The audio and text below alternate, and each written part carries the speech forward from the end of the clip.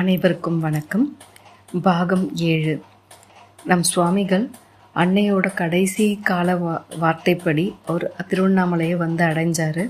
அடைஞ்சதுலேருந்து அவர் அங்கே முக்தி அடைகிற வரைக்கும் வேறு எந்த ஊருக்கும் அவரோட கால்களோ உடலோ போனது கிடையாது. ஒரு தடவை அவரோட சீடர்களில் ஒரு சிலர் நம்ம சாமியை அவங்க ஊருக்கு கூட்டிகிட்டு போகணுன்னு விரும்பினாங்க. சுவாமிகள்கிட்ட கேட்டாங்க. சுவாமி அதுக்கு ஒத்துக்கவே இல்லை. பக்தி மேலிட்டால் நம் சேஷாத்ரி சுவாமிகளை வலுக்கட்டாயமாக தங்கள் ஊருக்கு கொண்டு போகிறதுக்காக ரயிலில் ஏற்றுனாங்க.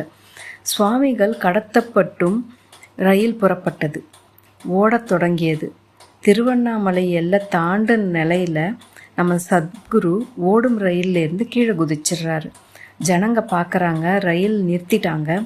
ரயில் என்ஜின் டிரைவரும் கார்ட் பயணிகள் எல்லாருமே கீழே இறங்கிடுறாங்க. ஊசி பயணினும் தற்கொலை முயற்சினும் பல வகையாக புரியாமல் பல பேர் பல பேச்சு பேசுகிறாங்க. திருவண்ணாமலையிலேருந்து காட்பாடி போகிற ட்ரெயின் அது. சுவாமிகளை போலீஸில் ஒப்படைக்க கூட்டிகிட்டு போகணுன்னு ரயில் கார்டு முடிவெடுக்கிறாரு. சுவாமிகளை ஏற்றி புறப்பட தொடங்குறாரு. முடியலை. காரணம் என்னன்னு தெரியல. என்ஜின் டிரைவரும் தொழில்நுட்ப கோளாறோ அதை சரி பண்ணுறதுக்கு முயற்சி எடுக்கிறாரு. இருந்தாலும் ரயில் புறப்படல. அந்த பக்கம் வந்த 3 பேர் அந்த செய்தியை அறிஞ்சு சுவாமிகளை வணங்குறாங்க, காயங்களை துடைக்கிறாங்க. அவங்க யாருன்னா ஏடி முனுசாமி பிள்ளை, ஆரப்பாக்கம் ரங்கப்ப ரெட்டியார், துறிஞ்சாபுரம் வெங்கட்ராம ரெட்டியார். இவங்க சுவாமியோட புகழை விளக்கி கூறுறாங்க.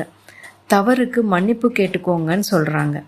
அதை உணர்ந்து ரயில் கார்டும் என்ஜின் டிரைவரும் சுவாமிகள் கிட்ட மன்னிப்பு கேட்டு காலில் விழுந்து வணங்குறாங்க.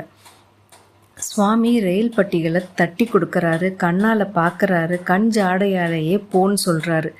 என்ஜின் டிரைவர் ரயிலை ஓட்டுற முயற்சியில் இப்போ வெற்றி பெற்றுட்டார். ஆமாம், ரயில் ஓட தொடங்கிடுது.